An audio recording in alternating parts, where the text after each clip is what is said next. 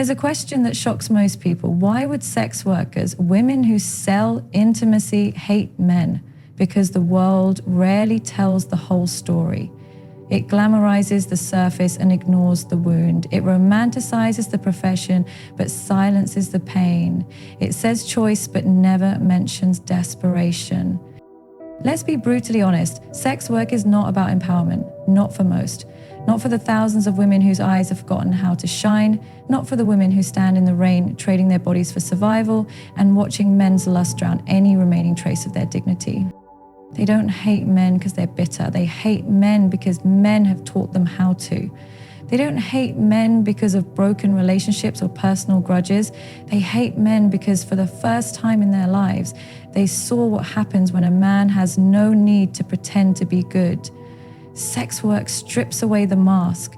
It shows women what many men really are when no one is watching. You see, sex workers don't meet the romantic, respectful, charming version of a man that women outside the industry fall for. They meet the man in his rawest, most primal form, entitled, detached, disrespectful, and cruel.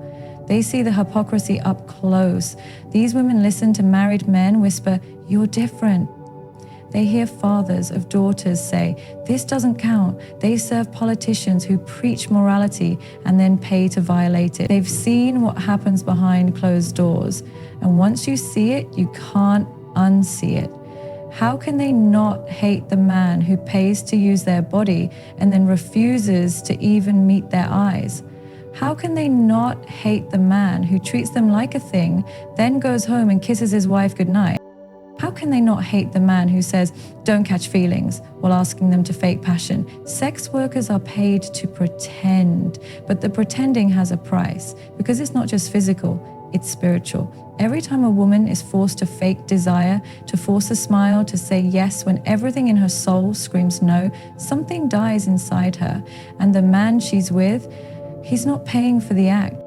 He's paying for silence. He's paying so she doesn't say how empty it feels. He's paying so she doesn't scream, "This is not love. This is not respect. This is not human." And the saddest part is some men don't even care if she's hurting. They like that she's broken. They like the power and balance. They feel manlier when she's helpless. You think she hates men because she's angry?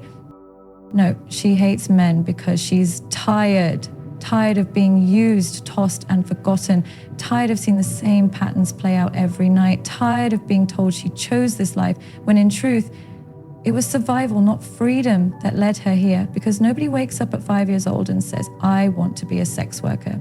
Something pushes her there. Poverty, abuse, trauma, betrayal, desperation, men failing her, fathers, uncles, husbands, teachers, employers, and eventually strangers.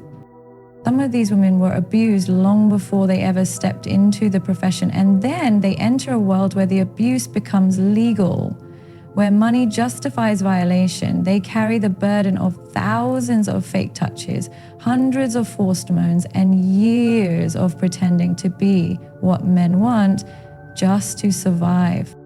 But the deepest hate is not always loud. Sometimes it's silent.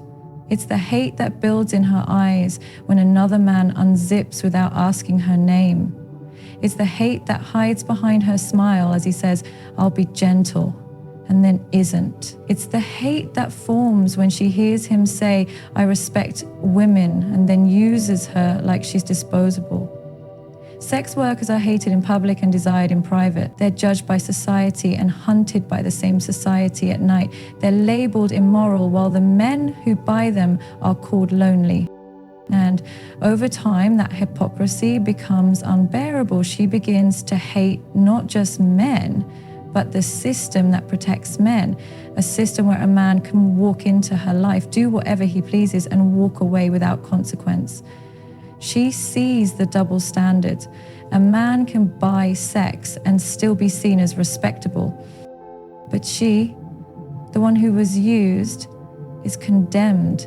Tell me, how does that make sense? How is it that the buyer is pitied and the seller is punished? How is it that the man who cheats is forgiven, but the woman he pays is called a home wrecker? And so, the hate festers. It's not the kind of hate that wants revenge. It's the kind of hate that no longer believes in love. It's the kind of hate that has no hope left for goodness. It's the kind of hate born from too many nights of being treated like an object while still being expected to act human. Some people will hear this and say, not all men, and they're right. But the truth is, the men who buy sex never say they're not like other men. They show who they are. And sex workers remember. They remember the pain, the cruelty, the lies. They remember being talked down to like they were machines. They remember the bruises, the silence, the fake laughs. They remember the men who cried after and said, don't tell anyone. And yet, even in the hate, many of these women still long to be loved. They long to be touched without being used. They long for a voice that doesn't ask for a service, but asks about them. But that longing dies a little more every time a man proves that intimacy without love is nothing more than a transaction. They don't hate men because they want to. They hate men because too many men chose to be hateable. Because for every man who says, you're beautiful, there are 10 who say, how much?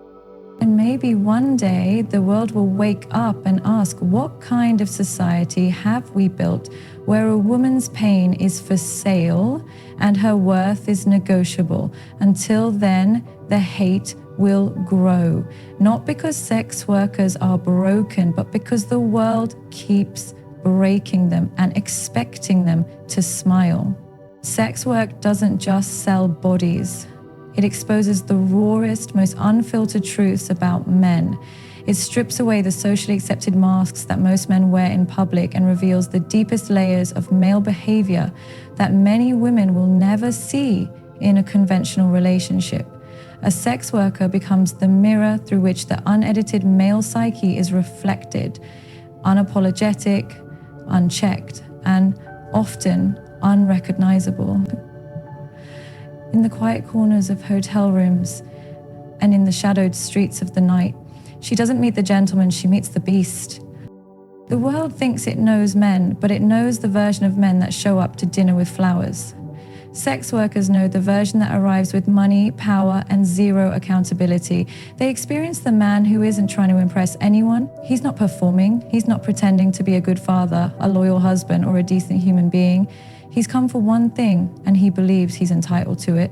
That belief, that audacity, is what opens the door to the ugliest truths about male behavior that society conveniently ignores.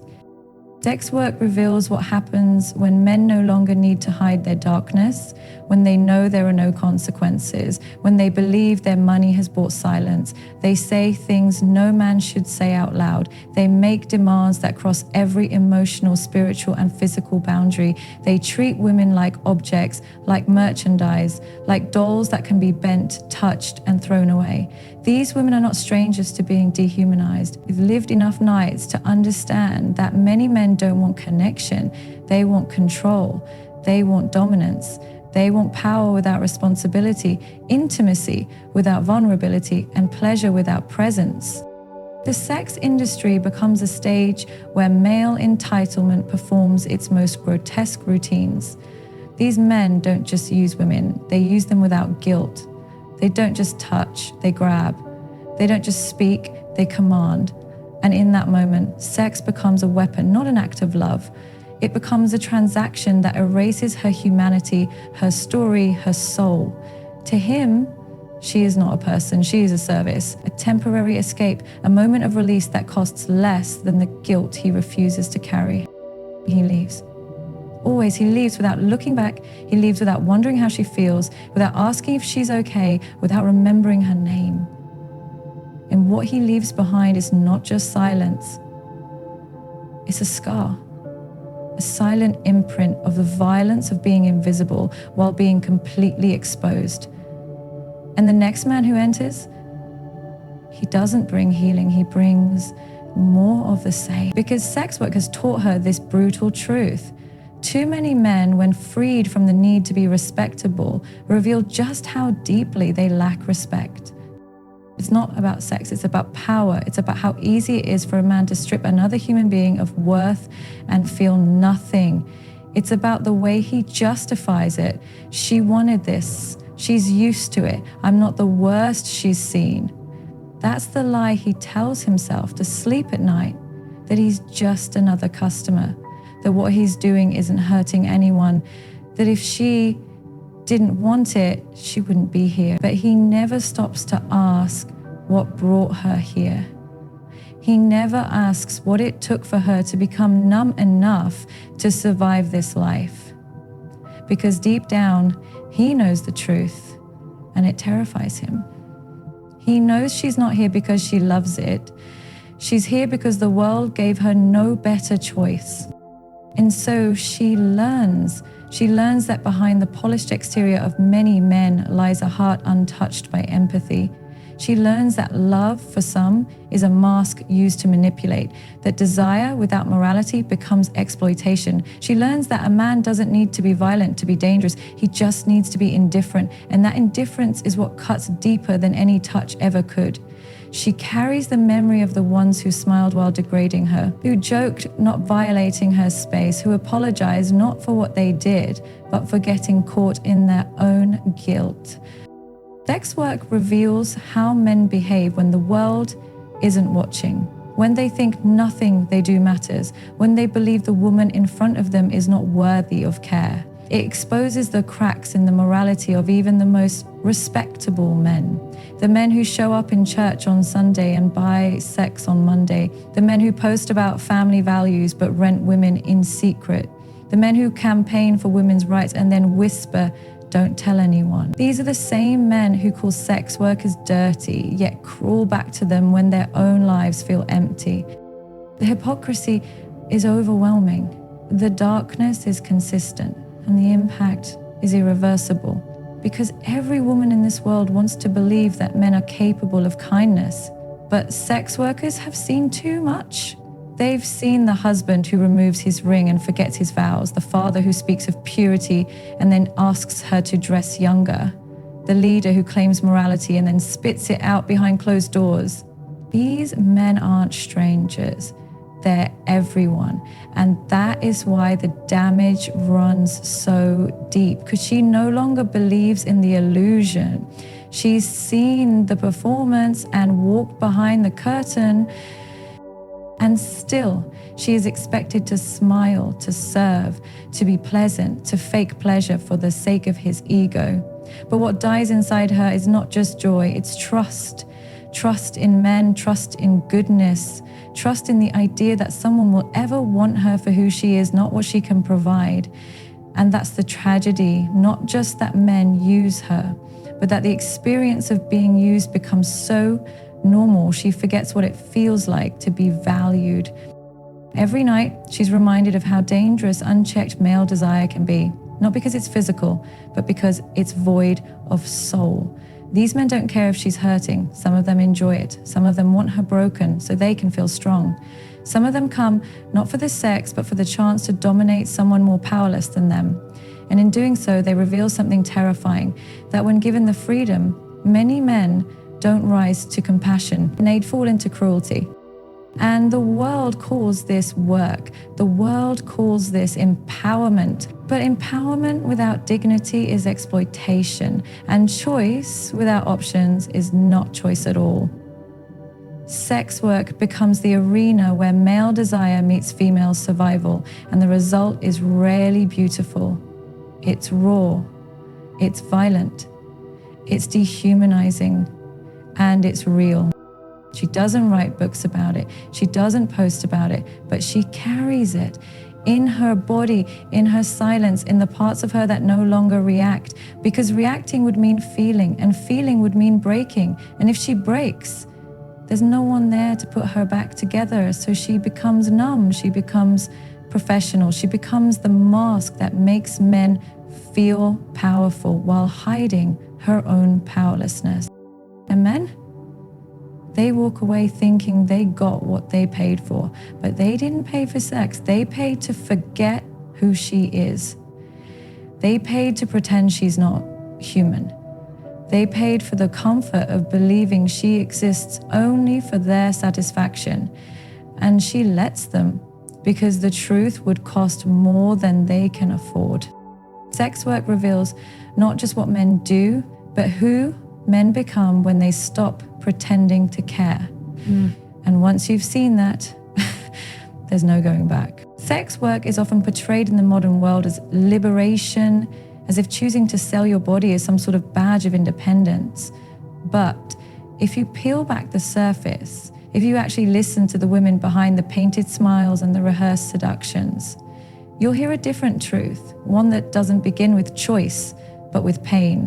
One that doesn't sound like power, but like survival. It's not a story of women walking into the industry with confidence. It's a story of women falling into it with broken wings. The profession rarely starts with a dream. It starts with disappointment, with abandonment, with betrayal. It starts with a little girl who never got to feel safe, who grew up faster than she should have, who learned that her body attracted attention before her mind ever did, who got touched without permission, who got loved only when she gave something in return. And when you're raised in a world that teaches you your worth is physical, you begin to believe that your pain can be packaged, priced, and sold. Sex work is not the first choice, it's the last resort. It's what happens when the job didn't pay enough, when the rent couldn't wait, when the children needed food and nobody else was coming to help. It's what happens when education gets interrupted by abuse, when trauma overshadows ambition, when love is only found in the arms of manipulation. Many of these women weren't guided into sex work, they were pushed by fathers who left, by partners who beat them, by families who judged them, by a society that offered no shelter and no alternative. People love to talk about empowerment as if it's found in a poll or a payment, but they never stop to ask what happened before the stage lights turned on. They don't want to hear about the foster care, the exploitation, the grooming, the mental illness, the addiction, the constant stream of men who never saw her as human. They'd rather believe she's there because she wants to be. Because that absolves them from caring, because it turns her pain into entertainment and her survival into spectacle. And what about the girls who never make it out? The ones who disappear, the ones whose stories never get told because they died before they had the chance to speak. Was that empowerment too? No, that was pain. That was the system failing another soul. That was another life consumed by the illusion that sex work is a choice, when in reality, it was the only thing left when all other doors were slammed shut. A woman doesn't wake up one day and decide she wants strangers to touch her just to pay the bills. That's not empowerment. That's exhaustion. That's desperation. That's loneliness in its most physical form. That's a cry for help that gets misinterpreted as confidence. It's easy to call it empowerment when you've never had to trade your dignity to survive. It's easy to call it choice when you've never known hunger, abuse, or homelessness. But for the woman who's been through hell and back, sex work isn't a climb, it's a cliff she was pushed off. Il est sunni, al bourgeois, la Sylvie. And don't be fooled by the glamour, the makeup, the outfits, the perfectly curated Instagram posts. They're a costume, a disguise, a barrier between her pain and the world's judgment. Behind every photo is a night she didn't sleep. Behind every seduction is a man she feared. Behind every transaction is a part of her she'll never get back. But she shows up anyway. She smiles. She pretends, because pretending is easier than explaining. And so if she stops pretending, the walls she's built will collapse, and she knows no one will be there to help her rebuild. Society sells the fantasy of the empowered sex worker because it doesn't want to admit how many of them are trapped. It doesn't want to admit that empowerment without options is exploitation, that many women don't get into the industry, they get stuck in it. That the moment they try to leave, they're met with judgment, rejection, and fear. That their past becomes a sentence, not a season. And when you live with that kind of stigma, when the world only sees you through the lens of your past, you start to believe that maybe this is all you're worth. The real pain is not just in what she does, it's in what she carries. The trauma, the silence, the night she wakes up crying without knowing why, the fear of intimacy because no one's ever wanted her for who she truly is, the constant performance, even when the stage is gone. And the saddest part is, most people will never see that side of her. They'll never ask, they'll never care, they'll reduce her to a label, a category, a punchline, as if her story ended the moment she entered the industry, as if she can't be more than what she's done. But she is more.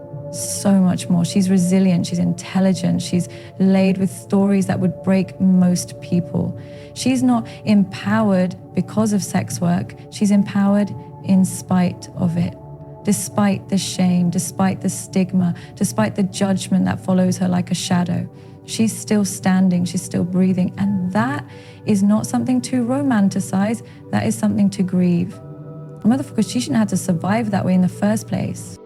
The truth is, many women in sex work are healing in real time. They're learning how to feel again, how to say no again, how to believe they're worthy of love again.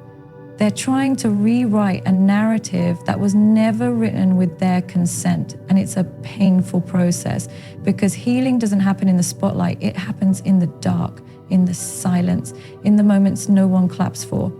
And sometimes it doesn't happen at all because some scars are too deep, some memories too heavy, some losses too permanent. So when people glamorize sex work as empowerment, they ignore the heartbreak. They erase the backstory. They deny the complexity of a woman's pain. And they participate in a culture that rewards numbness over healing, that praises visibility over vulnerability, that cheers for a woman's ability to sell her body, but stays silent about the emotional cost it demands. That is not liberation. That is modern day emotional trafficking wrapped in hashtags and feminism. The truth is not as simple as she chose this. The truth is layered, it's brutal, it's human, and it's rooted in the wounds that so many carry from childhood, from abuse, from systemic failure, from emotional neglect. If sex work was truly about empowerment, it wouldn't be so hard to leave. It wouldn't leave so many broken. It wouldn't require you to disconnect from your own soul just to keep going. Empowerment shouldn't hurt this much. It shouldn't cost your self-worth. It shouldn't require you to become someone you don't even recognize in the mirror. She didn't start here because she felt strong. She started here because no one came when she was weak, because the people who were supposed to protect her didn't, because the system didn't, because life backed her into a corner and told her this was the only way out. That's not empowerment. That's abandonment dressed up in lipstick and lace. And it's time we stop pretending otherwise. Hypocrisy is one of the deepest wounds a woman can experience, not because she didn't see it coming, but because she trusted what was said more than what was shown.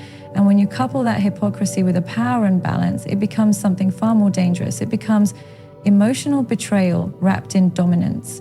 It becomes the silent theft of a woman's voice, her value, her truth. Not all abuse wears a bruise. Some of it wears a suit. Some of it hides behind charm. Some of it walks into your life pretending to protect you when in reality, it's preparing to control you. And it's in that control, that uneven playing field, that a deep and lasting resentment begins to grow. A woman doesn't start resenting a man just because he makes more money or because he's in charge, or because he leads. No, that's not what breeds bitterness. What breeds resentment is when power is used to suppress, not support. When he says one thing in public and does the opposite in private. When he demands loyalty while offering none. When he wants freedom for himself but boundaries for her. When his voice is the only one that matters. When his needs come first and her dreams come last. That's when something shifts inside her. Slowly, quietly. In me, it's not just about what he does. It's about how often she's expected to forgive it. It's about how many times she's gaslighted into believing she's overreacting. How often she's asked to shrink so he can feel big. How often she watches him preach values he doesn't practice.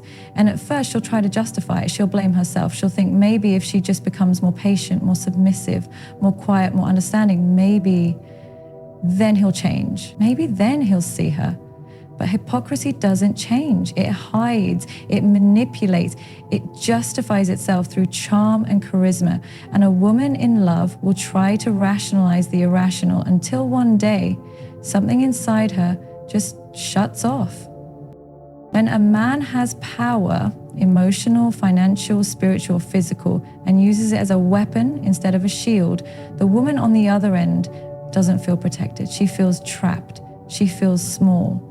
She feels like she exists to serve a narrative that was never hers, that she is living in a story where she plays a supporting role in his movie. And the hypocrisy becomes unbearable when he still expects gratitude, when he still demands praise, when he acts like he's the provider while emotionally starving her every day. It's not just the lies, it's the double standards. He can flirt, but she must stay pure. He can disappear, but she must be available. He can criticize, but she must remain sweet. He can pursue his goals, but hers are called distractions. This isn't leadership, it's dictatorship wrapped in love. And over time, this dynamic poisons everything. The trust, the intimacy, the admiration. What was once passion becomes pain. What was once connection becomes quiet distance. And what was once a strong woman becomes a silenced one. Women are not weak, but they are human, and humans break when they're unheard for too long, when they're constantly expected to tolerate what they never agreed to, when the emotional labor they carry is invisible and unappreciated. She cooks the meals, but he never says thank you. She supports his dreams, but he mocks hers. She cries in silence, but he calls her dramatic. She tries to open her heart, but he calls it nagging. That's not love, that's emotional neglect. And the resentment that grows from it isn't loud, it's silent, seething and slow burning. She'll start to smile less, she'll stop sharing her thoughts, she'll stop trying to fix it because she knows nothing will change. And that's when it gets dangerous. That's when a woman stops fighting, not because she's at peace, but because she's given up. Because she's realized the man she trusted is more in love with control than with her. That his version of loyalty means obedience, not partnership. And that realization stings deeper than any betrayal because it reveals a truth she tried so hard not to see. And still he will act confused. He will say she changed. He will play the victim. He'll say she's ungrateful, too emotional, never satisfied. He will paint himself as the man who did everything when in reality, he did everything but love her right. He gave her rules, not reassurance. He gave her guilt, not grace. He gave her obligations, not openness.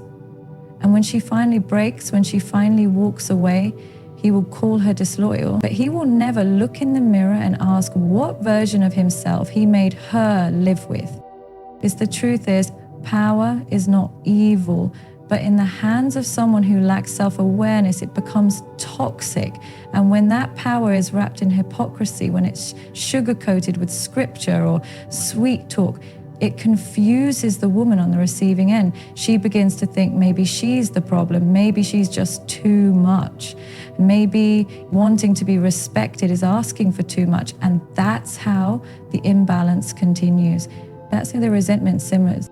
She'll watch him post quotes about loyalty while entertaining other women. She'll hear him preach about purity while feeding on porn. She'll hear him talk about building a family while destroying the foundation. And still, he expects admiration. He wants a queen, but he acts like a peasant with power. And no woman, no matter how much she loves him, can respect that forever, because respect is not given because of position. It is earned through integrity, through honesty, through consistency. And when those things are missing, all that's left is obligation.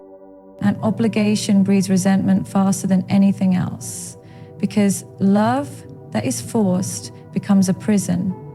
And a woman who feels imprisoned will always find ways to emotionally escape. She may not leave physically, but she will leave mentally. She will build walls around her heart. She will numb herself. She will stop hoping.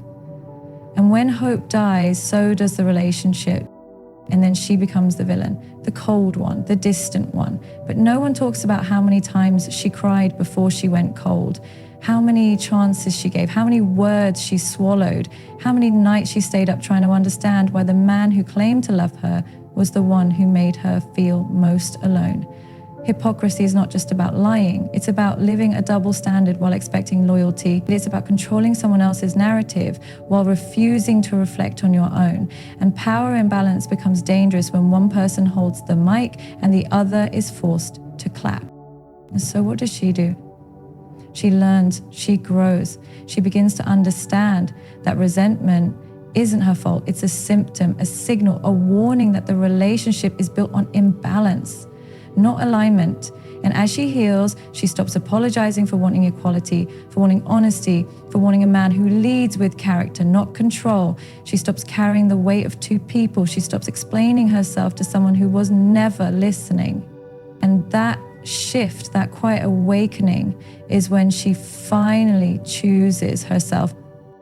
Not because she doesn't believe in love, but because she believes in peace more, because she believes in partnership more than performance, because she knows that true love isn't built on fear or favoritism, it's built on mutual respect. And anything less than that is not love, it's possession. And women were not created to be possessions. They were created with purpose, with intellect, with depth. And when that depth is ignored or controlled, resentment is the only natural result. You want to kill a relationship? Don't cheat. Just be a hypocrite with power. Just make her feel like her opinions don't matter, that her emotions are invalid, that her role is to serve while you live free, and then act surprised when she stops loving you. That's how resentment works. It starts small, with an eye roll, a quiet sigh, a tear wiped quickly, and then it grows. Until one day, she's gone, not physically, but emotionally.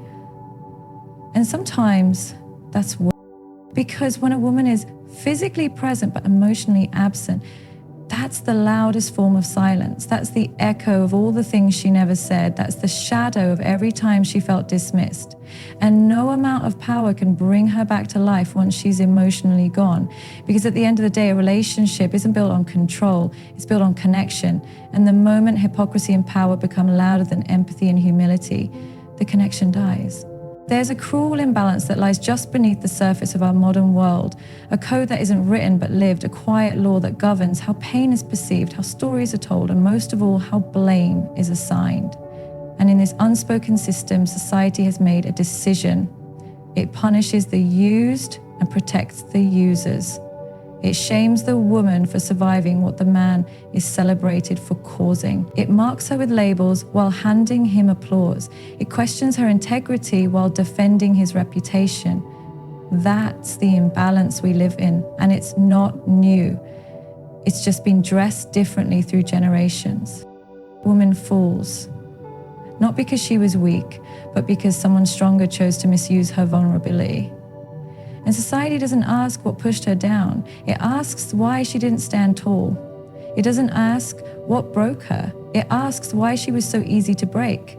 It doesn't ask who left the scars. It simply points to them and calls her damaged. She becomes a cautionary tale, an object of whispers, the one mothers warn their sons about, not the one they protect their daughters from becoming. And all the while, the one who caused her pain walks free, not just free, but praised, protected, and at times even admired.